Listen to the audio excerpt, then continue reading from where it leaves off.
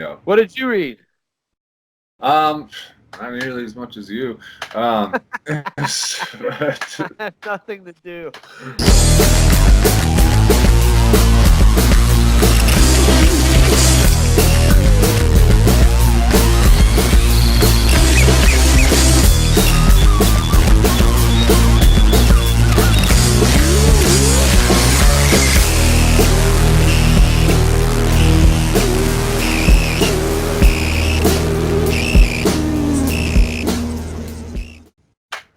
What up? Welcome to the Comic Book Club. Number CBBC. 4. CBBC number 4. Number 4. Yeah. Corey and Dirk here. Here to talk about 2 books in particular. First book is Ether. Number 1 is from our small publisher. Just a random book that we picked. Who was that by? The writer is Matt Kindt. The author is David Rubin, and it was published by Dark Horse. It actually came out, I think, in September of last year. Was the first issue. Okay, so and we're doing that by Dark Horse, and then House of X number 1. It's been all the talk, obviously. Yeah, it's crazy. There's a lot to that. I've seen so much press on that comic. Just I don't remember the last time I saw that much buzz around a series that was about to drop. Yeah, I know, it's huge. Everybody's talking about it. Like people that I didn't even know read comic books are talking about it on Facebook and stuff. Like, yeah, it's awesome. Yeah, totally. Yeah, but other than those 2, what else did you read in the past couple of weeks? Dude, Daredevil's been really good lately because it's I heard. It's Chip Zdarsky writing it, and it's totally awesome. It's very adult. It's not corny. Superhero tricks. It has a lot to do with like the mafia and the Catholic Church and crazy connections. Yeah. And the art's great. I don't remember his name off the top of my head, but the writing is incredible. I did Friendly Neighborhood Spider-Man number 9, which continues to be awesome. The Realm 14, great. They still have issues with how they end comics. I feel like the last panel, I'm like looking. I always do a double take on the last page because I'm like, is that the ending? Like they just end. Yeah, their storytelling. As much as I love that comic, the way they end their issues is nothing. I've never seen anything like it in comic books. Yeah, I fell off after the first 3 or 4. I think it's so strange that they do it every time. I think my favorite. I read Silver Surfer Black number 2, which oh my god, that was awesome, dude. He's continuing both Donny Cates and the I forgot the guy's name doing the art, but my god, that is just beautiful stuff. Immortal Hulk still 21 and 22. Guardians of the Galaxy 7, which is also super awesome. But my favorite was Lazarus Risen number 2, man. Lazarus, dude. I know you're a big Greg Rucka fan. You gotta jump on that. Yeah, I need to. Yeah. It's like his prize. It's like his baby, Yeah. And you can tell he just puts so much detail into that universe that he talks about in there. It's fantastic. All of it. It's just militaristic. I don't know. It's nuts, dude. It's great. Yeah. What did you read? Not nearly as much as you. I have nothing to do. Yeah, I actually started watching the Swamp Thing, and I'm like 5 episodes into that. It's good. At first I was kind of pushed away. I mean, it's a little like like like I said to you in Discord or whatever, almost like a PG-13 horror movie or something. But Yeah. it's as I've started watching more of it, for what it is, it's really good. Like it's pretty brutal, and the story is pretty good because it's Yeah. based on a good comic. Right. Right. And Absolutely.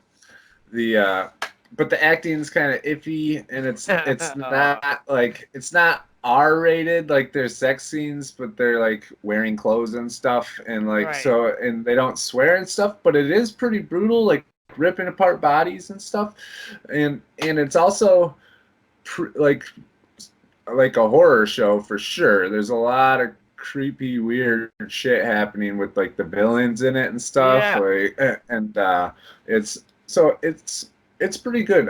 I'm still watching it 5 episodes in. I think I'm gonna try and watch all of it. I'm gonna do it, man. I yeah. need to. It was still not very far from where I live. Like Yeah, it's 40 all in minutes. Louisiana. I don't know if that'll make you like it or dislike it.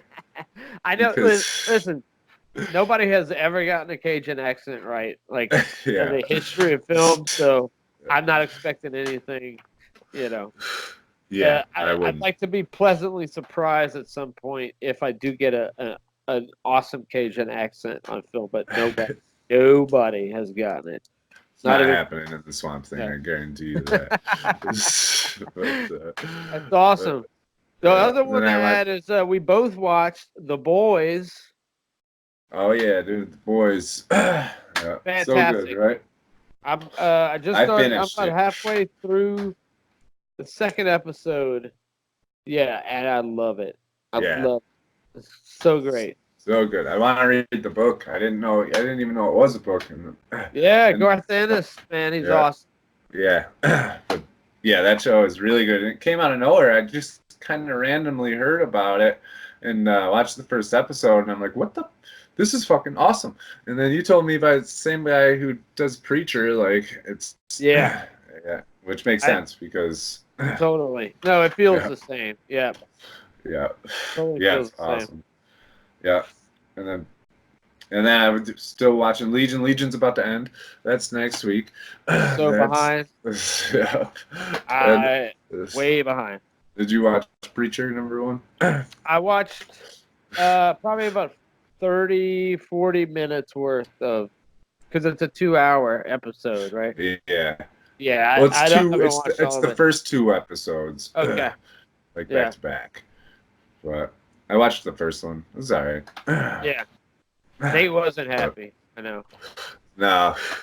I mean, I don't hate it as much as he did, but I definitely after watching the first episode, I went back to the Swamp Thing. I'll say that much. So Wow. but, Maybe it's a good thing they're ending it then. I don't know if it was a show that was made for the long haul. It might pick back up. I don't know. I Yeah. wasn't super impressed. They're just all kind of down right now, like all the characters and fighting and stuff. I don't like that. But We need more Cassidy. yeah, for sure. But, anyways, that's all shit I watched. But it's all comic book stuff. But I did read. I read Vampirella #1. Oh yeah, how is it? It's good. It's not like amazing or anything. It's kind of I don't really know anything about her, so it's kind of introduces a new, I guess, villain. But the art's really good and I don't want to spoil it, but it was decent. Give it like an 8 out of 10 or something. I'm gonna keep reading it. It was like the top. I think it was like one of them. I don't know how many times they rebooted her, or if she's just had multiple series, or what. So I was surprised that she had a #1. Yeah, and it was a huge seller too. It sold out like everywhere apparently. Really? Yeah, like it's one of it beat all the DC books, I think. but yeah, after reading Betty Page, I wanted to check it out, and it's pretty good. I'm gonna keep reading it. And then obviously House of X 1 and 2, and Powers of X1. Read that, yeah. They're all awesome. And Absolute Carnage, you forgot to mention that. I did. Yeah, that was fucking insane. Yeah, really good. I mean, Can't talk balls to spoilers, the but wall, dude. Yeah, I'm not gonna talk spoilers, but just like if you're looking for something with just pure action, like yeah. sort of with the Hellraiser type vibe, like you just yes, Yeah, that's what I loved about it. It was just exciting to read, like, and the art is so detailed. Spider-Man, like Venom, they all look so badass in it. Like, it's really good book. oh yeah, Yeah, absolutely. Hopefully, yeah. I think are we covering that for next time? No, we picked Coffin Bound. I think yeah. right. Yeah. All right. Cool. Cool. So, We want yeah, to do Ether number one. sure. What'd you think? Ether number one. This is the Matt Kindt, David Rubin book from Dark Horse. I thought it was okay. I didn't get pulled in immediately. I think the art was fantastic. The colors specifically, I like the colors in the book. Um, Yeah, real bright. yeah, yeah, I like those purplish, sort of bluish hues that he added with the skylines and stuff. But Yeah, it's real fantastical artwork, and so yeah, yeah, I think I said that it reminded me like I wanted to play No Man's Sky after reading it. I was like, I want right. to. Yeah, but it's interesting. The whole premise is that he is armed with science, but the world is made of magic, and that's Right. how he sort of combats it, or he's like a detective in that world. Or yeah, he tries to say that it's not even magic, that it can be explained by science, but we're like stone man looking at our current technology or Right, right. whatever. Yeah. But yeah, he's like an explorer there, and then when he goes back, obviously he can't stay there because when he goes back to Earth, he's like a homeless person or something. Yes, I did like that part. I like yeah, that part. He's jumping between two lives. Uh, I mean, it you know, it. I've read one other Matt Kent thing. I read Mind Management, and Mind Management got me almost immediately. This one didn't get me.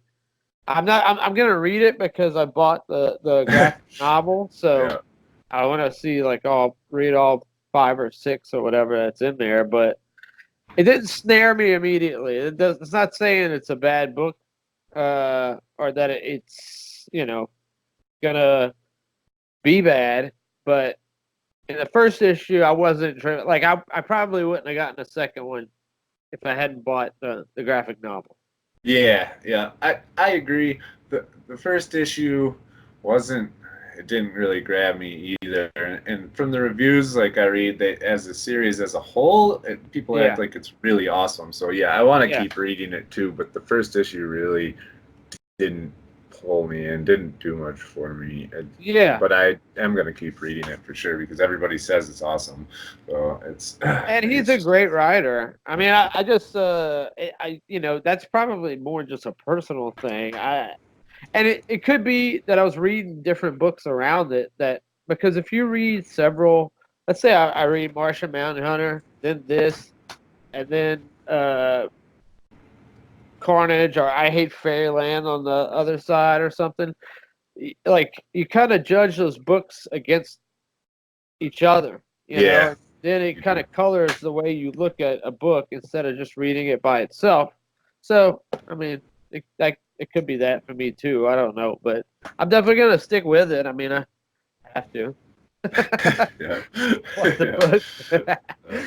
So, But yeah, not a whole lot to say about the first issue. I mean, but it was all right. yep. And then our second book is The Talk of the Town. The biggest book probably definitely this year thus far. I don't know in comparison. I can tell you this: the last few X launches that have happened. Oh, this is for House of X number one, by the way, everybody. Yeah, The last few X launches, I didn't even know who, what. I didn't know the author. I didn't know what was going to be happening in it. I don't know how the previous X run happened. This is the first one that I actually was like, okay, I'm checking this shit out. And my God. Yeah. It was so good. Well, I mean, start it off. What do you think? I, yeah, totally awesome. So just wild. Like you said, it's the post you said it's like sci-fi or like Right. I mean just the I mean first off I gotta ask maybe like or it was how is Xavier walking Alive. around and alive like I did don't. that happen? Yes, I think something happened, and if there's anybody watching this, and because there are people out there, I realize now because of Twitter that are massive X-Men fans and know like every single detail about who, what, when. I think what happened. There's something that happened in the last run of X-Men pre Hickman involving X returning, but I don't know the details. Okay. So What? I don't think it was a Yeah. surprise to see him. People knew. I mean, the world at large maybe didn't know. I didn't know, Yeah, but I didn't. yeah, so it was a shock to see him. But yeah, I think he had been around for a few issues in something else. Correct me if I'm wrong. People, Yeah. but But yeah, uh, just the whole thing, just yeah, so wild. I mean, it starts off with him giving birth to mutants out of eggs, like from the tree, like saying, to me, my X-Men, and then they're all planting the Krakoa flowers all over the planet.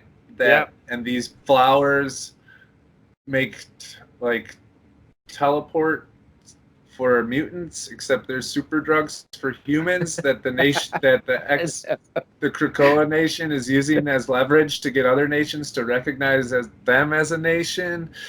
It's And fucking then at wild. the same time, the world's superpowers like Shield and Alpha Flight and Hydra and AIM are all working together to build some doomsday station with some weird sentinel head. Like the whole like what is And he did that in one issue. yeah, One dude, it's issue. And I'm not gonna even get the number two because that was a whole different mind fuck on another oh yeah. level. But but it's the thing that was most shocking to me and what I thought was so badass about it, and I read this in a review, is that the X-Men are now fundamentally changed. Their attitudes, they were always about coexistence with humans. Yeah. It's over.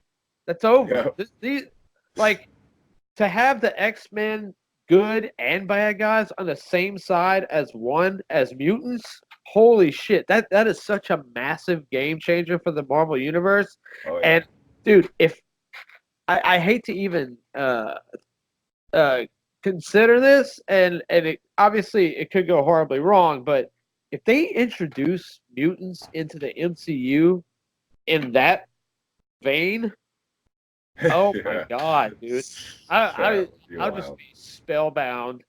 Yeah, And they totally could too. they If totally those could. movies aren't coming out for a few more years and the comics stay like this, that's Yeah, like a good possibility. and That they would don't be reference wild. X. Yeah, they don't reference mutants. I don't think in the MCU, do they? At this point. I don't think so. No, I Yeah, don't think they were allowed to. yeah. So So, dude, if they do this, it's gonna be unreal. But yeah, to the comic, the art, Pepe Larraz was amazing, dude. That it reminded me of classic Jim Lee X Men from the '90s. Like, yeah, I really uh, liked it. it was awesome. I mean, so on point and reflected the story so well. Uh, I know some people had issues, and this is typical of Hickman's uh, publications, apparently from past stuff. I don't know that much about him, but he includes like charts, bar graphs, different Yeah. graphics interspersed. Some people had complaints with that because they thought that it broke up the storytelling too much. I didn't have a problem with it. I felt like it was. That didn't bother me. I didn't even hear Yeah. about those complaints. Yeah, I just felt like it contributed a little bit to you knowing about what's happening, where the X-Men are mutants in general stand right now on the world stage. You know, like Yeah, there was a lot of information in those charts and stuff. So. yeah, I totally dug it. I felt like it gave the feeling of something more sci-fi. I think it injected it a little bit in there, but man, God, Yeah. woo! And And then then number two. and then when they show the Omega mutants in the end, Legion's in there. Is he still alive? David Haller? I don't know. I don't know When if I he's saw his alive. name in that list, I was like, I know I did. what? That list was something to behold, man. There was like 3 on there I've never seen before. Yeah. There's And like then 3 they names. got Yeah, and then Franklin. Franklin, yeah. And it ends with the Fantastic Four, too. Dude, that's the badass line in there. Is when Cyclops reminds Reed that Franklin's a mutant. Yeah. Oh my God. I was like, whoa. It was the first time I think ever in history that I was down with Cyclops. I was like, that's my motherfucker, dude. I'm riding with that dude. Yeah. Absolutely. Oh, Saying some shit like that? Mr. Fantastic? Absolutely. Yeah. So awesome. Dude, I think it's gonna be. I wonder where they go after this because he's gonna be doing Powers of X, House of X. They call it Hotspot for sure. I see people saying that all over Hoxpox. And then, but he's not doing that many. I mean, he's got a set. You know, it's like 6 of those of the House of X. I don't know about the others, but I think it's 6 of each. yeah. So, man, where do we go after that? Yeah. It's clearly X reboot. But and I'm just so ready. I wish he could write it for as long as possible. For real. Yeah. It makes me view them the way I've always kind of wanted to see them. And I didn't know that I did want to see them that way. But see them in a science fiction light just changes the whole outlook of what they are completely. Yeah. You know? Totally. Yeah. It so just, awesome. Yeah. Man. Like Krakoa itself is kind of a mutant when they show the eyes with its like in the tree and the guy talking to it and stuff. The whole that was so wild looking. They made their own like language. The language is a huge thing. I'll just end with this. There are not many comics that I read twice unless it's been a long period of time. Like Sandman, I read probably every 5 years, just the whole series. But I read House of X like right after I gave it like a few days and then I read it again because I was just like, wow.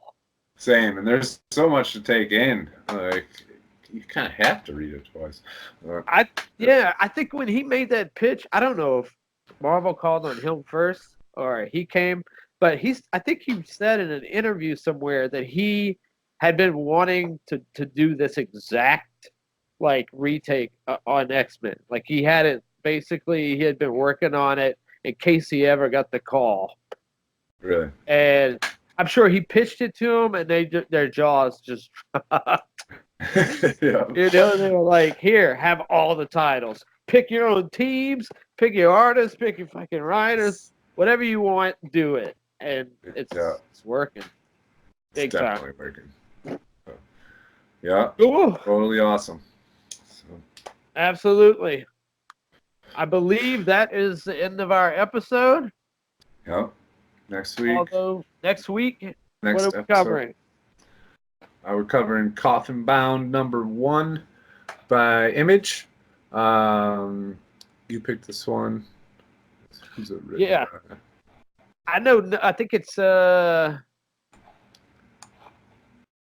Dan Waiters. Waters. Dan Waters. What else did Dan Waters write? And then Danny does the art. Yeah, Danny.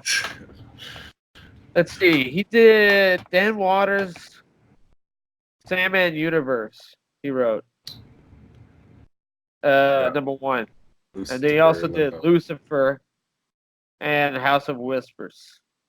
So he also, interestingly enough, did an Assassin's Creed comic book. Oh, that's always a good sign. Right. And then the other we one love is you, Dan. We love you. We love you. yeah, totally. And our other choice was another Dark Horse book, Manor Black #1.